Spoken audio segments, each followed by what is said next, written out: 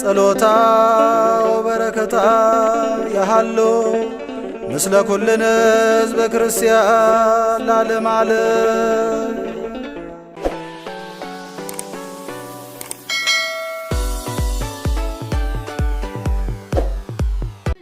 አንድ አምላክ በሚሆን በአብ በወልድ በመንፈስ ቅዱስ ስም አሜን። ሞት ለማናቸውም ሰው ሁሉ የተገባ ነው፣ የእርሷ ሞት ግን ሁሉን ያስደንቃል እንዳለ ሊቁ ቅዱስ ያሬድ አቤቱ ወደ ዕረፍት ተነስ አንተና የመቅደስ ታቦት በማለት ቅዱስ ዳዊት በመዝሙሩ የተቀኘላት ወዳጄ ሆይ ተነሽ ውበቴ ሆይ ነይ እያለ ጠቢቡ ሰለሞን ያመሰገናት አበው ሞትሽ ሰርግን ይመስላል እንዳሉት የእርሷ ዕረፍት እንባ መራጨት፣ ጸጉር መንጨት፣ ደረት መድቃት እንዳለበት የሰው ሞት አልነበረም። ይህች ንግሥተ ሰማይ ወምድር የሆነች የነፍሳችን መዳኛ ማናት? ሰላም ጤና ይስጥልን ውድ የቻናላችን ቤተሰቦች፣ የዛሬው መርሃ ግብራችን ስለ ንግሥቲቱ በቂ ምላሽ ይሰጠናል። እስከ ዝግጅታችን ፍጻሜ አብራችሁን ትቆዩ ዘንድ በአክብሮት ጋበዝን። ከመጽሐፈ ተአምሯን ጀምር። እመቤታችን ከዚህ ዓለም ታልፍ ዘንድ የጸለየችው ጸሎት ይህ ነው። ልመናዋ ክብሯ ለዘላለም በእውነት ይደርብንና አምላክን የወለደች በድንጋሌ ሥጋ በድንጋሌ ነፍስ የጸናች ክብርት እመቤታችን ያደረገችው ተአምር ይህ ነው። አምላክን የወለደች እመቤታችን በቤተልሔም ተቀምጣ ሳለች አቤቱ ቸር ጌታ ሆይ ከዚህ ሁከትና ሐዘን ከመላበት ዓለም ደገኛውን መልአክህን ልከህ ውሰደኝ ስትል በጸለየች ጊዜ መልአኩ ቅዱስ ገብርኤል ተገለጸላት።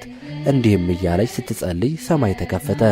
ቅዱስ ገብርኤልም ወደ እመቤታችን ወርዶ ጸጋን የተመላሽ ሆይ ደስ ይበልሽ በማለት የደስታ መልእክት ነገራት። ዳግመኛም እነሆ ጸሎትሽ ከአንቺ ከተወለደው ከእግዚአብሔር ዘንድ ደረሰ፣ እንደ ፈቃድሽ ከዚህ በኃላፊው ዓለም ወደ ዘላለም ሕይወት ትሄጂ ዘንድ ልመናሽ ተሰምቶልሻል አላት። እመቤታችንም ይህንን ነገር ከመልአኩ በሰማች ጊዜ ወደ በዓቷ ተመለሰችና ከዚያ የሚያገለግሏት ደናግላን ሰብስባ አይሁድ ሁልጊዜ የልጄን መቃብር ይጠብቃሉና ስለዚህ የእኔንና ከዚያ መገኘት አንድ ቀን ይገለጽላቸውና ከዚያ መግባት ይከለክሉኛል ብዬ ፈራው። ስለዚህ ከዛሬ ጀምሮ ራሳችሁን ችላችሁ በሰላም ትኖራላችሁ፣ እኔ ወደ ቤተልሔም እሄዳለሁና አለቻቸው።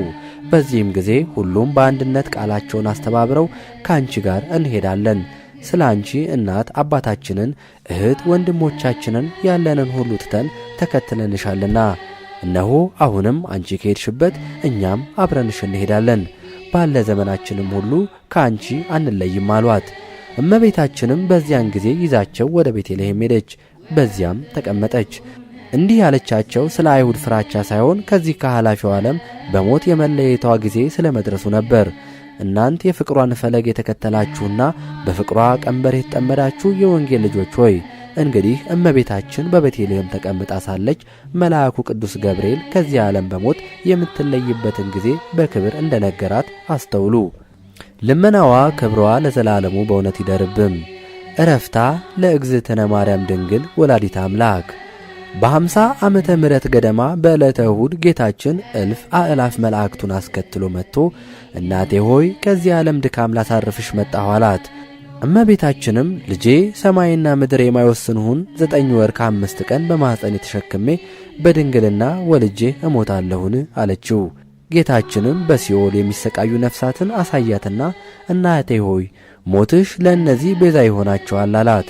ለፍጥረታት ሁሉ እጅግ የምትራራ እመቤታችንም እነዚህን ከማርክልኝስ ይሁን ልሙት አለችው። ከዚህም በኋላ ጌታችን ቅድስት ነፍሷን ከክብርት ሥጋዋ ለይቶ በዝማሬ መላእክት አሳረጋት። ደቀ መዛሙርቱንም ከያሉበት በደመና ጠቅሶ ካለችበት አድርሶ እመቤታችሁን ቅበሩ አላቸው። እነርሱም ይዘዋት ወደ ጌቴሰማኒ ወሰዷት። አበው እመቤታችን ሆይ ሞትሽ ሰርግን ይመስላል እንዳሉት የእመቤታችን ዕረፍት እንባ መራጨት፣ ጸጉር መንጨት፣ ደረት መድቃት እንዳለበት የሰው ሞት አልነበረም። ይልቁንም እንደ ሰርግ ቤት ቅዱሳን መላእክት በውዳሴ በማህሌት በዝማሬ በምስጋና ወደ ሰማይ ሸኟት እንጂ።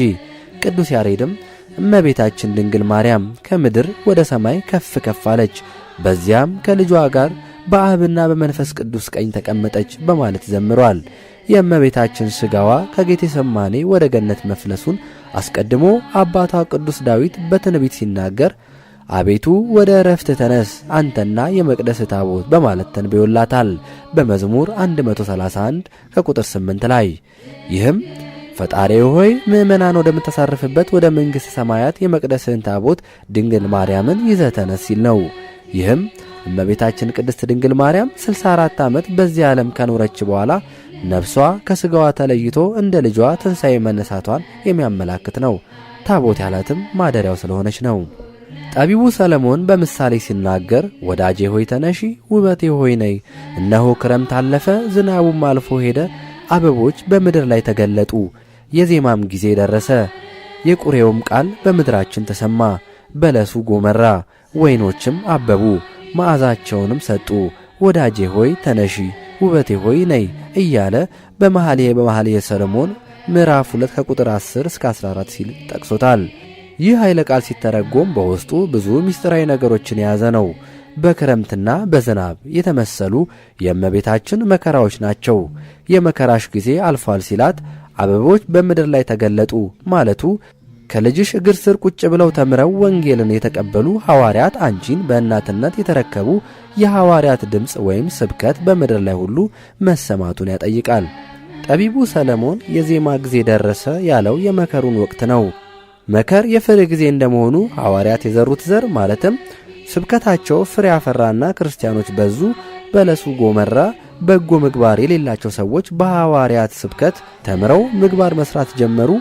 ወይኖች አብበዋል፣ መዓዛቸውንም ሰጥተዋል። በመላው ዓለም ያሉ ምእመናን በሃይማኖት ማበብ፣ መዓዛ ምግባራቸውን ማቅረብ፣ መስጠት ጀመሩ በማለት ሊቃውንት አባቶች ምስጢሩን ያብራሩታል። በዚህ ትርጓሜ ወዳጄ ሆይ ተነሽ እያለ የሚናገረው ተወዳጁ ልጇ ጌታችን መድኃኒታችን ኢየሱስ ክርስቶስ እናቱ ድንግል ማርያም በመለኮታዊ ሥልጣኑ ከሙታን ለይቶ ማስነሳቱን ሲያስረዳን ነው። ስለዚህ ድንቅ ምስጢር ነቢየ እግዚአብሔር ቅዱስ ዳዊት አቤቱ ወደ ዕረፍትህ ተነስ አንተና የመቅደስ ታቦት ሲል በመዝሙር 131 ከቁጥር 8 ብሎ የተናገረው ትንቢት በንጽሐ ሥጋ በንጽሐ ነፍስ በንጽሐ ልቦና የጸናች የእናታችን የቅድስት ድንግል ማርያምን ዕረፍትና ትንሣኤ እንዲሁም ፍልሰት ወይም ዕርገት ከማሳየቱን በተጨማሪ የአምላክ እናት በልጇ በኢየሱስ ክርስቶስ መንግሥት በክብር መኖሯን በግልጽ ያስረዳል፣ ያስገነዝባል። በወርቅ ልብስ ተጎናጽፋ ተሸፋፍና ንግሥቲቱ በቀኝህ ትቆማለች መዝሙር ምዕራፍ 44 ከቁጥር 9 የሚለውን የቅዱስ ዳዊት ትንቢታዊ ቃል ሊቃውንት አባቶች በተለይም የኢትዮጵያ ኦርቶዶክስ ተዋሕዶ ቤተ ክርስቲያን መተርጉማን ንግሥተ ሰማይ ወምድር ድንግል ማርያም በንጽሐ ሥጋ በንጽሐ ነፍስ በንጽሐ ልቡና ተሸልማና አጊጣ በሰማያዊ ዓለም በልጇ መንግሥት በክብር መኖሯን የሚያመላክት መሆኑን አስረግጠው አስረድተዋል። በዚህም ምክንያት ኦርቶዶክሳውያን ክርስቲያኖች ሰማያዊው አባታቸውን እግዚአብሔርን አቡነ ዘበሰማያት በሰማያት የምትኖር አባታችን እያሉ ዘወትር ሲያመሰግኑ፣ በአንጻሩ ደግሞ መንፈሳዊት እናታቸውን ድንግል ማርያምን በሰላመ ቅዱስ ገብርኤል መልአክ ኦ እግዝእቴ ማርያም ሰላም ለኪ እመቤቴ ቅድስት ድንግል ማርያም ሆይ በመልአኩ በቅዱስ ገብርኤል ሰላምታ ሰላም እልሻለሁ እያሉ ዘወትር ያከብሯታል፣ ያመሰግኗታል። ቅዱስ ኤፍሬም ሶርያዊ ዘወትር በምንጸልየው የእሁድ የእመቤታችን ውዳሴ ላይ ምልዕተ ጸጋ ምልዕተ ክብር ምልዕተ ውዳሴ የሆንሽ ድንግል ሆይ ከቅዱሳን ሁሉ ይልቅ ትለምኝልን ዘንድ ለአንቺ ይገባል። አንቺ ከሊቃነ ጳጳሳት ትበልጫለሽ፣ ከቅዱሳን ነቢያት፣ ከቅዱሳን ሐዋርያት፣ ከሰባ አርድእትም ትበልጫለሽ። ዳግመኛም ከሱራፌልና ከክሩቤል ይልቅ የሚበልጥ የመወደድ የመፈራት ግርማ አለሽ። በእውነት የባሕርያችን መመኪያ አንቺ ነሽ። ለሰውነታችንም ሕይወትን ድኅነትን የምትለምኝና የምታማልጅን አንቺ ነሽ በማለት የእመቤታችንን ልዕልናዋን የጸጋዋን ፍጹምነትና የክብሯን ታላቅነት በአጽንኦት ገልጾ መስክሯል።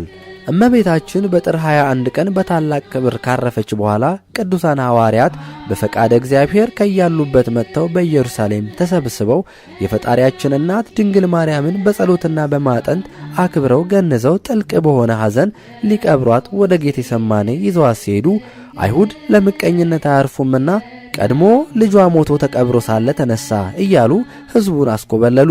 አሁን ደግሞ እናቱን ሞታ ተነሳች እያሉ እንዳያውኩ ሥጋዋን እናቃጥል በሚል የክፋት ምክር ተነሳሱ። በተለይም ደግሞ በእመቤታችን ላይ በክፋትና በተንኮል ከተነሳሱት ከእኒህ አይሁድ መካከል ታውፋንያ የተባለው የአይሁዳውያን አማናዊት ታቦተ እግዚአብሔር የሆነችው የድንግል ማርያም ቅዱስ ሥጋ ያረፈበትን አልጋ ለመያዝ እጁን በድፍረት ዘረጋ።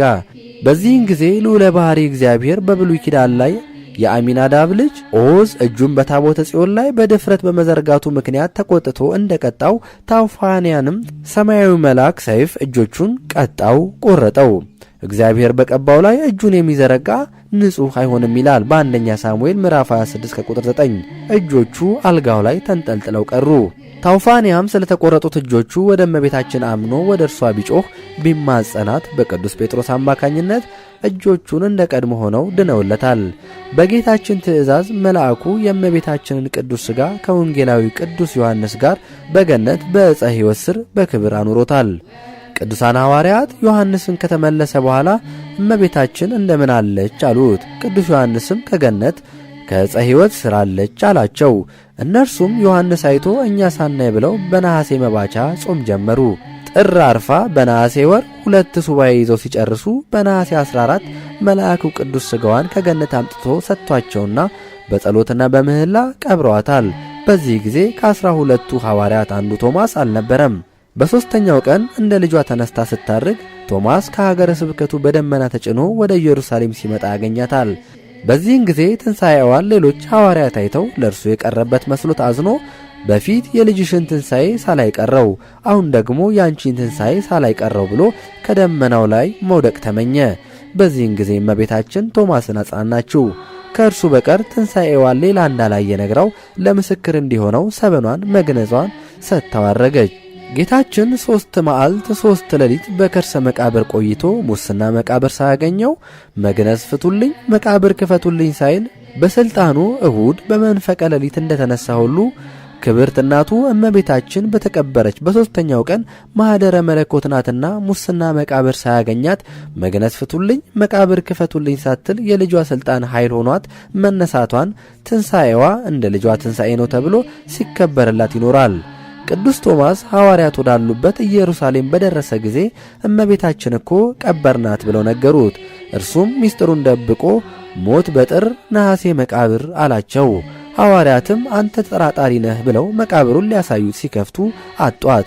በዚህን ጊዜ እመቤታችን ተነስታ አርጋለች ብሎ ሁኔታውን ተረከላቸው።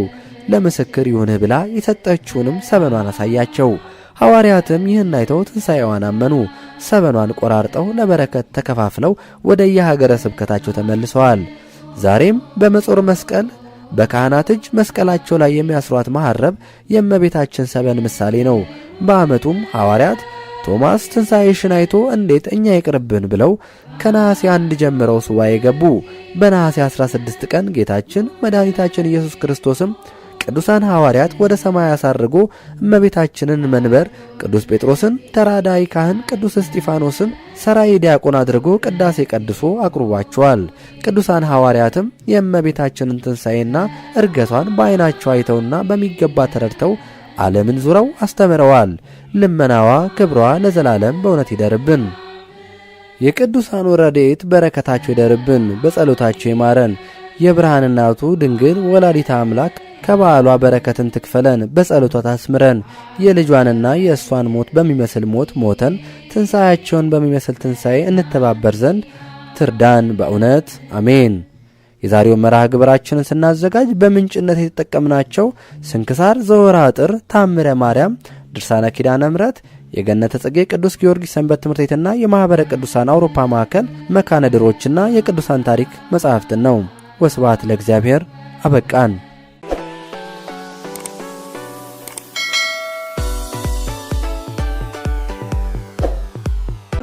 ጸሎታ ወበረከታ ያሃሎ ምስለ ኩልነ ሕዝበ ክርስቲያን ለዓለመ ዓለም